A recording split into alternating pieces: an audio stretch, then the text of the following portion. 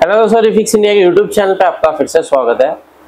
तो दोस्तों, आज की वीडियो में हम बात करेंगे, हमारे पास सेट है सेंसुई कंपनी का। बेसिकली सेंसुई कंपनी और वीडियोकॉन कंपनी एक ही कंपनी के सेट रहते हैं, तो इनके जो मॉडल भी रहते हैं तो सेम ही रहते हैं। तो अभी क्या है कि मेरे पास एक ये सेट आया है, तो इसके अंदर अगर आप पैनल देखेंगे तो AUO कंपनी का इसके अंदर पैनल लगा हुआ है, जो कि सिंगल कॉफ का पैनल रहता है।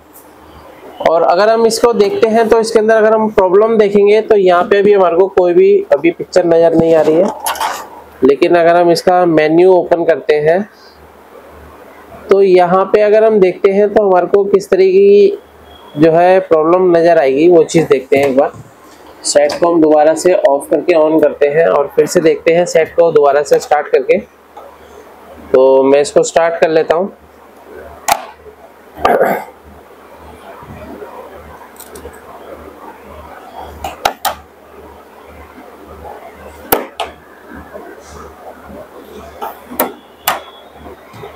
तो यहाँ पे अगर आप देखेंगे तो सेट हमारा ऑन हो गया है। ऑन होने के बाद अभी क्या है कि अगर आप देखेंगे तो अभी ये नो पिक्चर की कंडीशन में है, लेकिन जैसे ही हम इसके अंदर कोई भी मेन्यू प्रेस करते हैं तो इसके अंदर अगर आप देखेंगे तो हल्का सा हमारे को इसके अंदर बार नज़र आता है। तो जैसे कि अगर हम इसके अंदर देखेंगे इस तरीके से,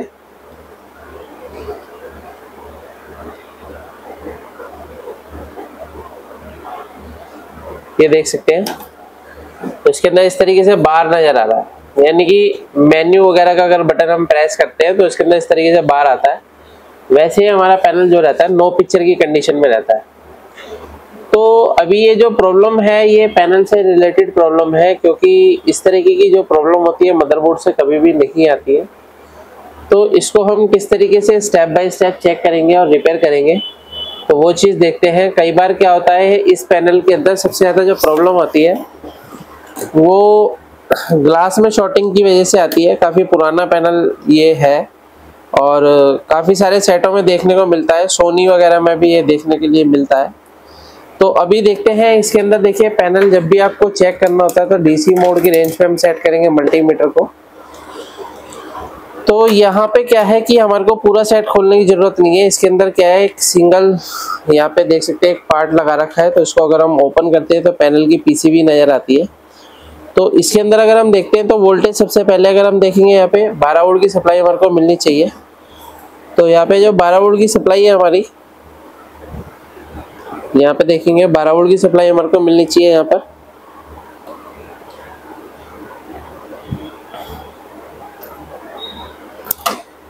इसको दोबारा से स्टार्ट करना पड़ेगा हमारे को। तो सेट अभी स्टैंड बाई में है। दोबारा से हम इसको ऑन करते हैं।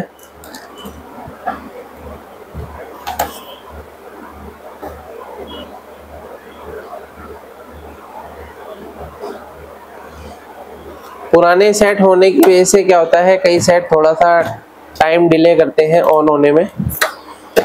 तो अभी हम इसके अंदर वोल्टेज चेक करेंगे। तो वोल्टेज हमारे को स्टेप बाय स्टेप चेक करनी है सभी। तो यहाँ पे अगर हम देखते हैं तो हमारे को जो वोल्टेज मिलनी चाहिए, सबसे पहले जो वोल्टेज मिलेगी 12 वोल्ट की सप्लाई मिलेगी। तो यहाँ पे देखेंगे तो 12 वोल्ट की सप्लाई हमारी बिल्कुल परफेक्ट तरीके से बन रही है, यानी कि 12 वोल्ट हमारा ओके है। और ये जो 12 वोल्ट है ये हमारा जाता है सबसे पहले DC टू DC IC में। तो अगर हम देखेंगे तो इसके अंदर AUO कंपनी की DC टू DC IC लगी हुई है। और यहाँ पे अगर देखेंगे तो यहाँ पे इसके अंदर टीकॉन IC लगी हुई है, रोम IC इसके अंदर लगी हुई है। और यहाँ पे देखेंगे तो लेवल शिफ्टर IC है, और ये देखेंगे तो गामा IC इसके अंदर लगी हुई है। तो फिलहाल सबसे पहले अगर हम देखते हैं तो हमारे को यहाँ पे जो है वोल्टेज मिलना चाहिए। 3.3 वोल्ट की सप्लाई हमारी बनती है। तो यहाँ पे अगर हम देखेंगे तो ये हमारा जो बक कन्वर्टर है जो ऑन होगा तो 3.3 वोल्ट की सप्लाई बनाएगा, जो कि रोम IC और टीकॉन IC के लिए जाता है। तो अगर हम देखेंगे तो रोम IC की पिन नंबर 8 पे देख सकते हैं यहाँ पे 3.3 वोल्ट ओके है। उसके बाद यहाँ पे अगर हम देखेंगे तो जो टीकॉन IC के अंदर हमारा वोल्टेज जाता है वो भी 3.3 वोल्ट जाता है। तो यहाँ पे अगर हम देखेंगे 3.3 वोल्ट की सप्लाई हमारे को, एक यहाँ पे देखेंगे तो 1.2 वोल्ट भी इसका इनपुट हो रहा है, और यहाँ पे देख सकते हैं 3.3 वोल्ट भी इसका इनपुट हो रहा है। यानी कि ये जो टीकॉन IC है, टीकॉन IC की जो वोल्टेज है वो बिल्कुल परफेक्ट तरीके से बन रही है।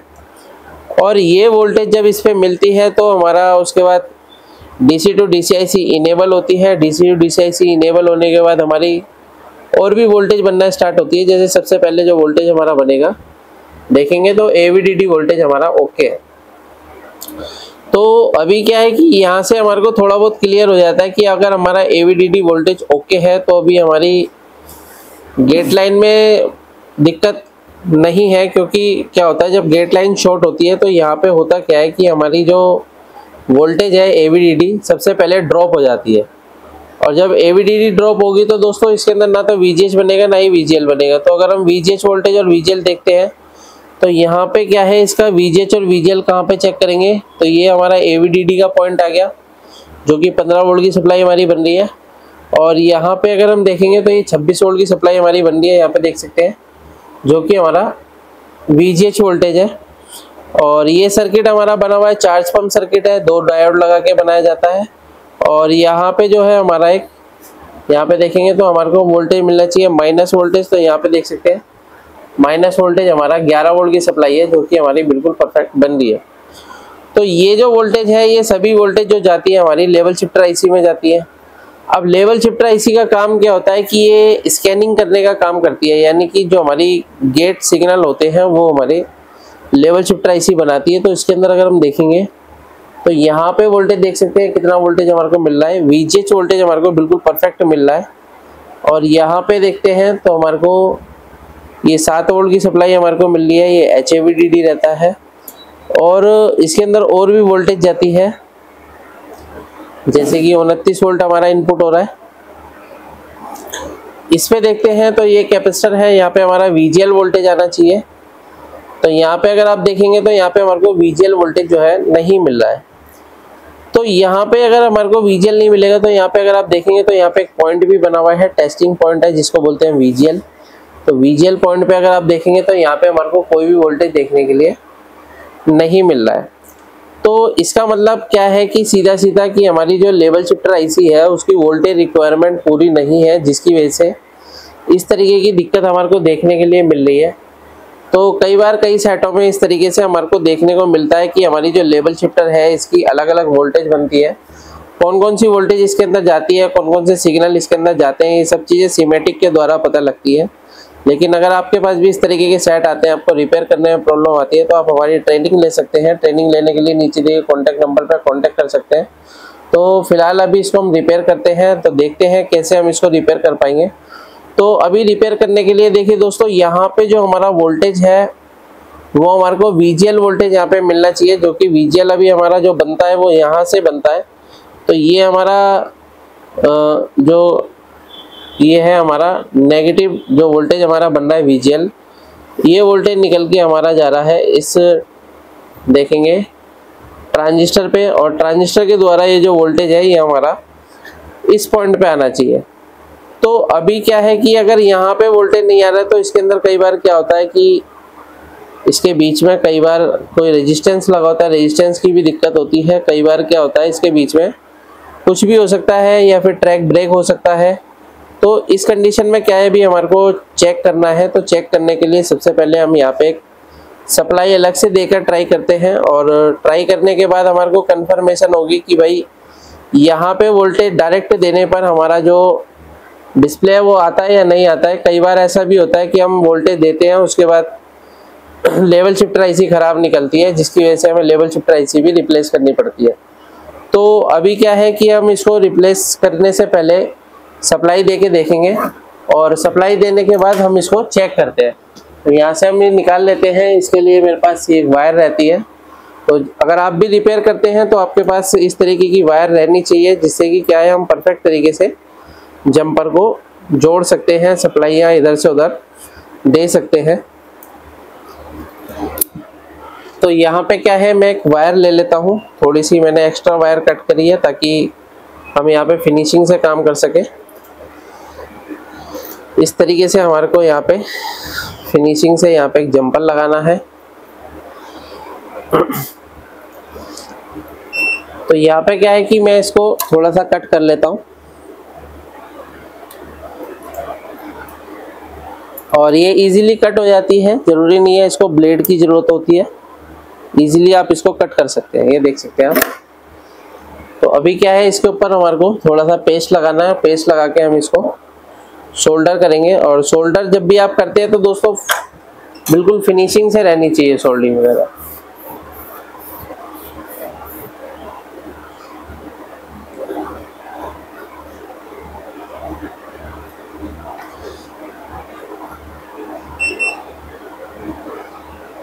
तो यहाँ पे हम इसका शोल्डर ले लेते हैं और शोल्डर इस तरीके से हमारे को लगाना है। देख सकते हैं किस तरीके से हम इस पे काम कर रहे हैं। और यहाँ पे क्या है, हमारे को जंपर लगाना है। तो इस ट्रांजिस्टर से मेरे को वोल्टेज लेनी है। तो यहाँ पे ट्रांजिस्टर लगा हुआ है, तो ट्रांजिस्टर से हम यहाँ पे से वोल्टेज लेंगे। ये हमारी VGL वोल्टेज है और ये हमारे को देनी है कैपेसिटर पे। तो थोड़ा सा पेस्ट ले लेते हैं यहाँ से और ये वोल्टेज देते हैं कैपेसिटर पे। तो ये सारी चीज़ें आपको सीमेटिक से पता लगती है कि कहाँ से कहाँ पे आप जंपर मार सकते हैं, कहाँ पे नहीं मार सकते हैं। कई बार डायरेक्ट वोल्टेज देने से IC भी बर्न हो जाती है। तो ये सब चीज़ें अगर आपके पास नॉलेज है तो आप इस चीज़ को कर सकते हैं, नॉलेज नहीं है तो कई बार नुकसान भी हो जाता है। तो यहाँ पे क्या है, हमने एक सप्लाई दे दी है और सप्लाई देने के बाद अभी हम चेक करते हैं कि यहाँ पे जो वोल्टेज हमारा आता है या नहीं आता है। तो इसके लिए क्या है, सीधा हम यहाँ पे पिक्चर चेक करेंगे। सेट को ऑन कर लेते हैं। तो ये सेट को मैं ऑन कर लेता हूँ। ये सेट हमारा ऑन हो गया है। तो यहाँ पे अगर आप देखेंगे अभी भी कोई कंडीशन इसकी सेम ही है। तो यहाँ पे अगर हम वोल्टेज चेक करते हैं तो वोल्टेज की क्या कंडीशन है, यहाँ पे देख सकते हैं आप, वोल्टेज जो है हमारा ड्रॉप हो गया है। यानी कि यहाँ पे हमारा जो वोल्टेज आना चाहिए था माइनस वोल्टेज, वो भी यहाँ पे नहीं आया, यानी कि यहाँ से वोल्टेज जो है वो ड्रॉप हो गया है। तो देखिए दोस्तों, इस कंडीशन में क्या है कि हमारे को दूसरी जगह से ट्राई करना पड़ेगा जंपर। तो इसको हम यहाँ से बंद करते हैं सेट को और यहाँ से जंपर को हम हटाते हैं। तो देख सकते हैं इस तरीके की दिक्कतें हमारे को देखने को मिलती हैं कई बार।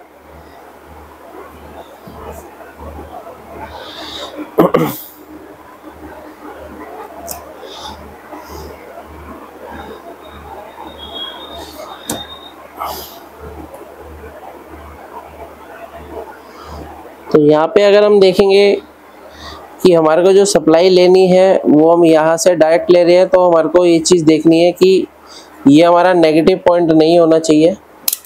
कैपेसिटर के अंदर भी हमारे को पॉजिटिव और नेगेटिव देखना है। तो ये हमारा नेगेटिव है, ये तो ये मेरे को दोनों साइड से बीप साउंड दे रहा है। तो इसका मतलब क्या है कि कहीं ना कहीं शॉर्टिंग है, जिसकी वजह से बीप साउंड दे रहा है। तो अभी देखते हैं कि कहाँ पर शॉर्टिंग है, फिर मैं आपको दिखाता हूँ। तो यहाँ पे आप ये देख सकते हैं, तो ये जो हमारी लेवल शिफ्टर है, तो लेवल शिफ्टर अभी हमारी जो है शॉर्टिंग कंडीशन में हमारे को दिख रही है, क्योंकि यहाँ पे जो है हमारे को ये बीप साउंड दे रही है। तो इस कंडीशन में क्या है कि दोस्तों ये सब चीज़ें हमारे को देखने को मिलती है। तो इससे पहले क्या है, हमारे को यहाँ पे लेवल शिफ्टर को रिमूव करके चेक करना पड़ेगा कि यहाँ से हमारी शॉर्टिंग निकलती है या नहीं निकलती है। तो मैं यहाँ से क्या है, लेवल शिफ्टर को निकाल देता हूँ और निकालने के बाद हम चेक करते हैं कि हमारे पैनल में से लेवल शिफ्टर जो है शॉर्टिंग का कंफर्म करने के लिए हमारे को IC को निकालना पड़ेगा। और यहाँ पे अगर आप देखेंगे इस तरीके से हम इसको यहाँ से रिमूव कर लेते हैं।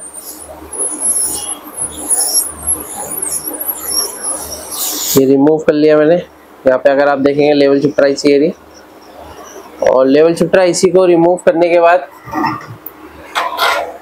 यहाँ पे हम शॉर्टिंग देखते हैं दोबारा से शॉर्टिंग है कि नहीं है। तो यहाँ पे आप ये देख सकते हैं, यहाँ से शॉर्टिंग रिमूव हो चुकी है। तो इसका मतलब ये है कि हमारी जो लेवल शिफ्टर IC थी वो कंप्लीट शॉर्ट थी, जिसकी वजह से हमारा पैनल में दिक्कत थी।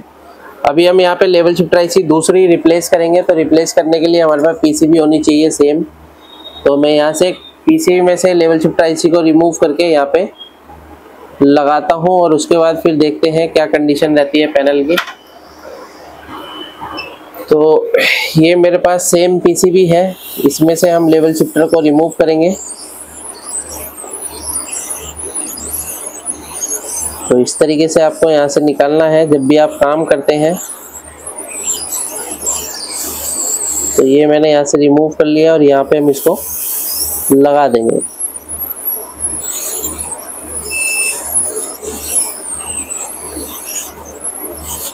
तो देख सकते हैं हमारी जो आईसी है परफेक्ट तरीके से लग गई है।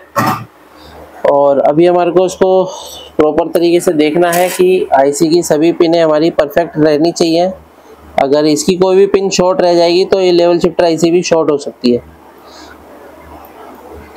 यहाँ पे हमारे को इस तरीके से रीसोल्ड मारना है ताकि इसकी आईसी की सभी पिनें प्रॉपर तरीके से जुड़ जाए।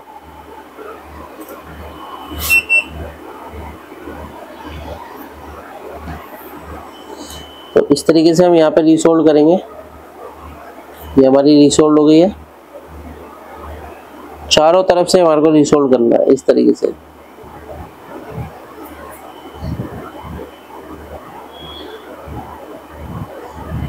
यहाँ पे अगर आप देखेंगे तो अभी हमारी जो लेवल शिफ्टर है हमने यहाँ पे रिप्लेस करी है, तो प्रॉपर तरीके से हमने यहाँ पे बिठा दी है। तो यहाँ पे क्या है, हमारे को थोड़ा सा डॉट वगैरह देख के लगाना है जब भी आपने लगाना है।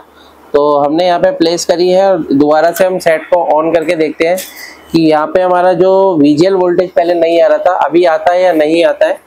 इस सेट को ऑन करने के बाद हमारे को कंफर्म होगा। तो यहाँ पे हम पावर लगाते हैं और पावर लगाने के बाद सेट को ऑन करते हैं।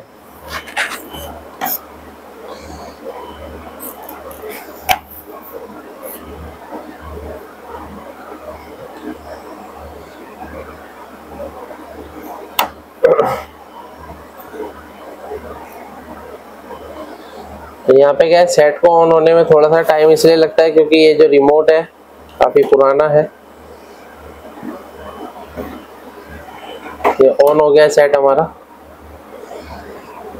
तो यहाँ पे अगर हम वोल्टेज देखेंगे दोबारा से, और यहाँ पे देख सकते हैं वैसे पिक्चर भी हमारी आ गई है। यहाँ पे देखेंगे HDMI लिख के आ गया है, नो सिग्नल आ रहा है लिख के। और यहाँ पे अगर हम वोल्टेज चेक करेंगे तो वोल्टेज की क्या कंडीशन है वो भी देख लेते हैं। तो मल्टीमीटर को सेट करते हैं दोबारा से वोल्टेज रेंज पे और इसको हम फिर से चेक करेंगे वोल्टेज यहाँ पे।